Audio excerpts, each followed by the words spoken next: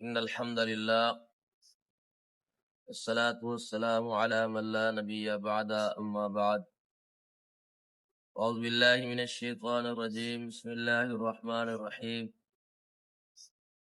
قل ما أسألكم عليه من أجر إلا من شاء أن يتخذ إلى ربه سبيلا وتوكل على الحي الذي لا يموت وسبح بحمده وكفى به بذنوب عباده خبيرا الذي خلق السماوات والأرض وما بينهما في 6 أيام ثم استوى على العرش الرحمن فاسأل به خبيرا۔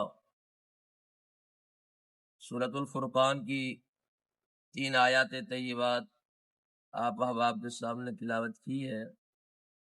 اللہ رب العزت فرماتے ہیں اے میرے پیغمبر آپ ان سے کہہ دیجئے قل ما اسألکم علیہ من اجر، کہ میں تم سے اس پر کسی قسم کا کوئی اجرت اور مزدوری کا طلبگار نہیں ہوں، الا من شاء ان يتخذ الى ربه سبیلا، مگر جو چاہے وہ اپنے رب کی طرف کوئی راستہ اختیار کرے۔ نبی علیہ الصلوۃ والسلام کی دعوت و تبلیغ کا مقصد وہ کسی دنیاوی غرض و غایت نہیں تھا، کوئی دنیاوی مقصد نہیں تھا، بلکہ صرف اور صرف آپ کا مقصد یہ تھا کہ یہ لوگ جہنم سے بچ جائے اور اللہ رب العزت کی جنت میں چلے جائے، اور اسی مقصد کے حصول کے لیے نبی علیہ الصلوۃ والسلام نے ہمہ وقت دعوت و تبلیغ بہترین طریقے سے بہترین انداز سے پیش فرمائی، اور کبھی عکاظ کے بازاروں میں جا کر، کبھی صفا کی چوٹیوں پہ کھڑے ہو کر، اور کبھی کہیں اور کبھی کسی جگہ پر، اور آپ علیہ الصلوۃ والسلام یہی فرمایا کرتے تھے ما اسألکم علیہ من اجر ان اجری الا علی رب العالمین، میں تم سے اس پر کسی قسم کا کوئی مزدوری اور اجرت نہیں حاصل کرتا، بلکہ میری اجرت اور میری مزدوری وہ میرا رب ہی دے گا۔ اور اسی طریقے سے نبی علیہ الصلوۃ والسلام فرمایا کرتے تھے حضرت علی رضی اللہ تعالی عنہ کو کہ علی جاؤ دعوت و تبلیغ پیش کرو، اور احسن طریقے سے اچھے طریقے سے اگر آپ کی دعوت کی وجہ سے ایک بندہ بھی مسلمان ہو گیا، دعوت حق کو قبول فرما لیا، تو یہ مجھے سرخ اونٹوں سے بہتر ہے کہ ایک بندہ جو جہنم سے بچ جائے اور اللہ رب العزت کی جنت کی طرف چلا جائے۔ اور اللہ نے ایک اور مقام پہ فرمایا یا ایھا الرسول بلغ ما انزل الیک من ربک وان لم تفعل فما بلغت رسالته واللہ یعصمک من الناس ان اللہ لا یہدی القوم الکافرین۔ اے میرے پیغمبر اللہ نے جو احکامات، جو وحی، جو شریعت آپ پر نازل فرمائی ہے، اس کو آپ پہنچا دے لوگوں کی طرف۔ وان لم تفعل، اگر آپ نے ایسا کام نہ کیا، فما بلغت رسالته، گویا کہ آپ جو ہے وہ اپنی رسالت کو نہیں پہنچا سکتے۔ اگر آپ نے ایسا کام نہیں کیا فَإِن لَّمْ تَفْعَلْ فَمَا بَلَّغْتَ رِسَالَتَهُ وَاللَّهُ يَعْصِمُكَ مِنَ النَّاسِ، اللہ رب العزت آپ کو لوگوں سے محفوظ فرمائیں گے۔ ان اللہ لا يهدي القوم الكافرین، اللہ کافروں کو ہدایت نہیں دیتے۔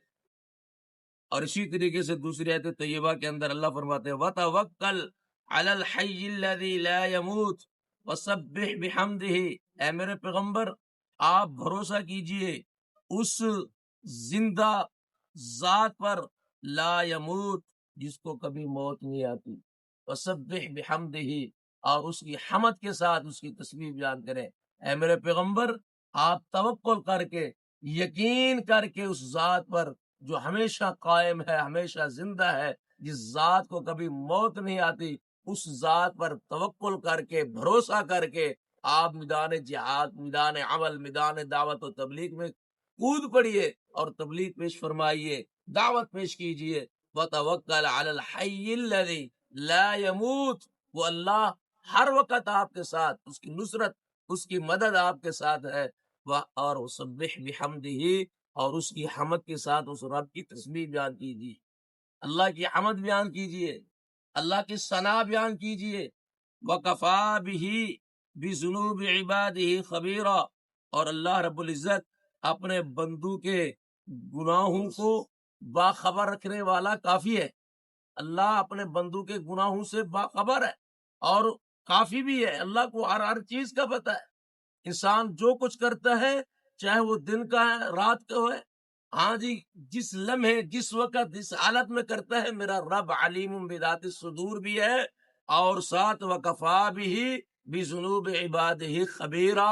اللہ اپنے بندوں کے گناہوں سے باخبر ہے اور پھر حساب لینے کے لیے وہ اللہ کافی بھی. اللہ اکبر. میرے بھائیو کتنی بڑی تنبیہ ہے. انسان تو جو کچھ بھی کر رہا ہے، رات کی تاریکی میں ہے یا دن کے اجالے میں ہے، جہاں کہیں بھی ہے اللہ تیرے ایک ایک عمل سے باخبر ہے. اور قیامت کا دن ہوگا، اللہ اکبر، یومئذ تحدث اخبارہا بان ربک اوحی لہا. انسان کی زبان پر جب تالا لگا دیا جائے گا، مہر لگا دی جائے گی، تو جس جس جگہ پہ بیٹھ کر اس نے کوئی گناہ کیا ہوگا وہ جگہ بول کر کے کہے گی اللہ اس نے فلاں گناہ کیا.